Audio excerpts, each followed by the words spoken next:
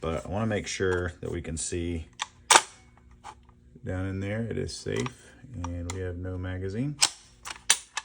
Let's pop it apart.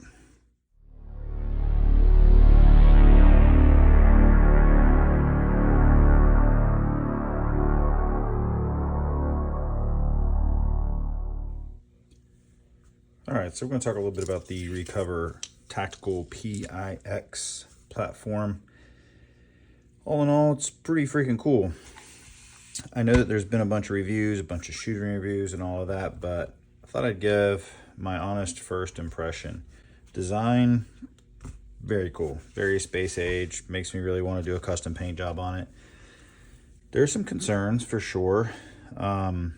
But looking at the $200 price tag for what I paid, overall I'm pretty happy. And I think there are some things that we can do to actually tighten it up.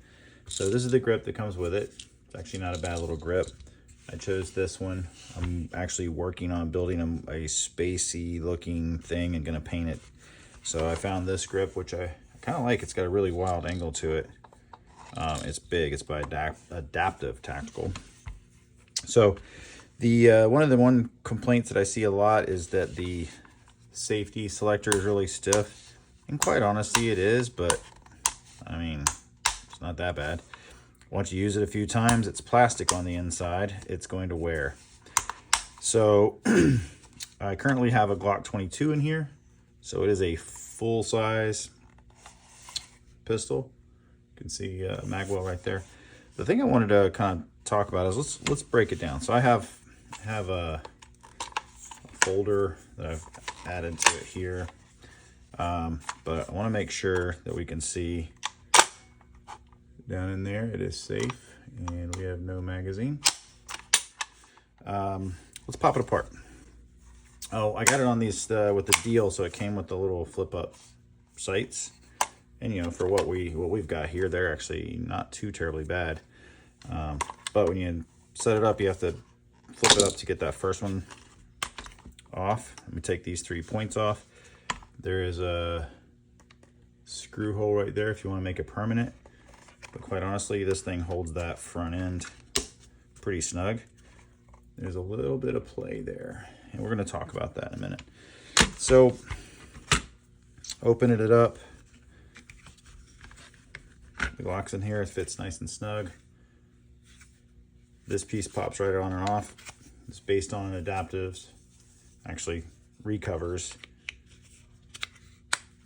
feedback and their comments. You don't necessarily have to attach the lower piece if it's going to be in the chassis. So so far that seems to be holding true.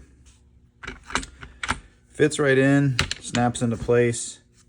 It's pretty ingenious, honestly, the way it all goes together. Fits really well. It's pretty interesting. You can tell a Glock is a Glock is a Glock when you can put so many different models in one chassis here. So this is the thing that I'm finding interesting. The trigger I really quite can't stand. I am not a fan of the trigger. The whole system is very loosey-goosey. We've got basically a Bic pin spring back here. It's your return spring.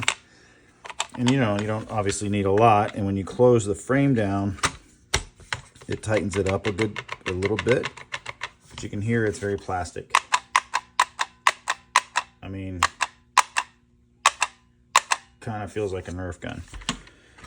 So that's probably the first thing that I would want to attack is this.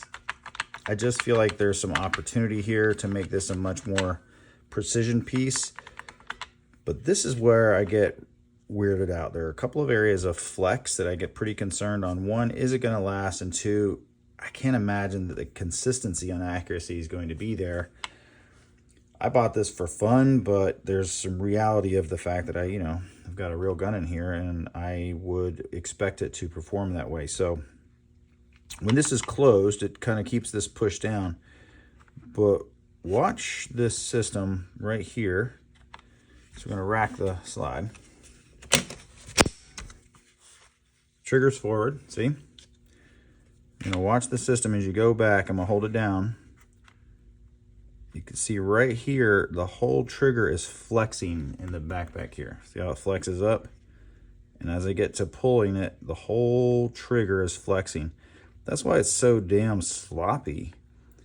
Look at that. Look at that flex back here in the back. And then you get here, and that, it feels like I don't know. It feels like I'm trying to pull the trigger on an old rusty shotgun. I'm gonna get there, and there we go, we break. But it's so much flex. So when it's closed, you can feel that flex. Like it's still sitting in there, but the trigger, you can see how much that moves around. All that flexing is happening there. There's a huge opportunity to tighten that system up, which would create a much, much better trigger. So maybe somebody will create a trigger mechanism for it. And it, you know, if you get too overly complicated, you get a super expensive trigger. Next thing you know, you got a $200 trigger extension in this thing. And I'm pulling the trigger on a factory Glock 22. So we'll see what happens there. Now, for the second part that really bothers me.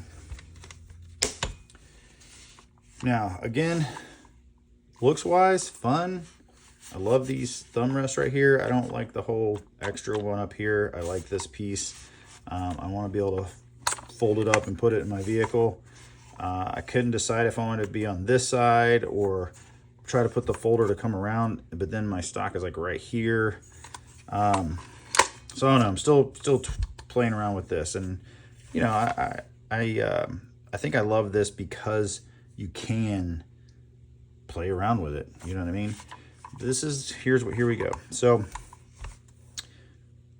this is the mechanism here that's attached.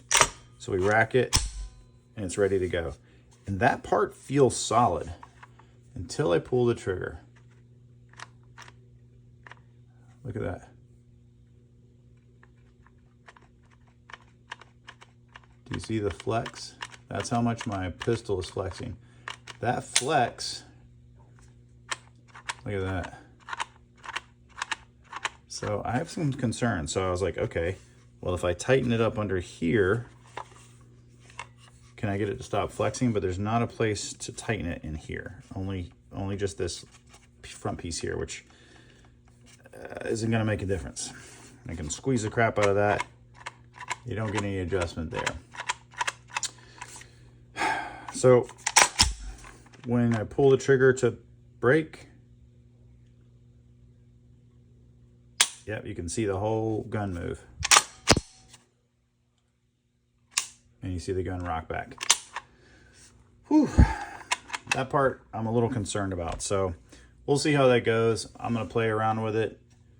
But for me, 200 bucks, it's cool, it's fun.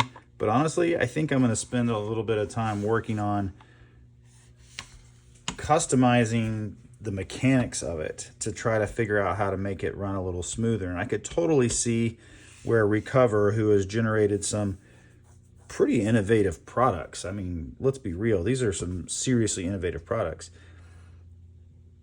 If they bumped the price up another $50, $60, $75, heck, maybe even another $100, and gave us a better trigger and a way to keep the gun more solid in the chassis, it would be worth it to me. It'd be worth every penny to me. That's my personal opinion. I'm no pro shooter. I do like to shoot, but I like to be accurate and consistent with my shots.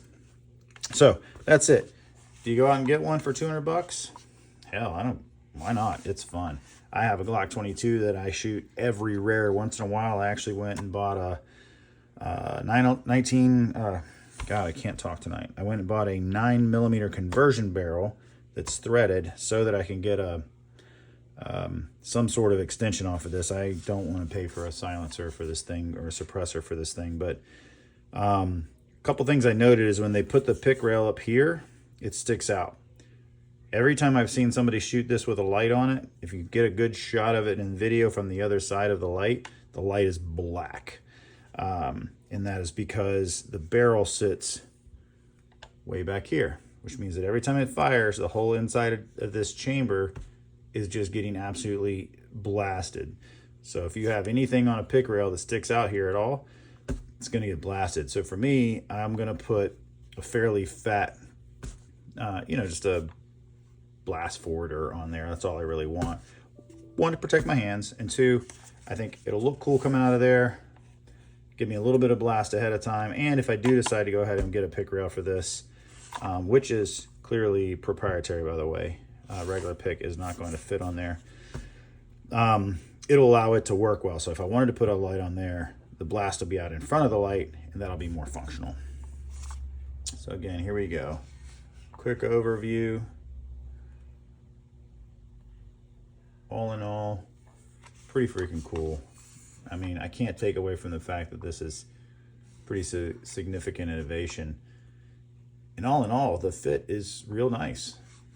But I think there are some areas of opportunity to tighten it up.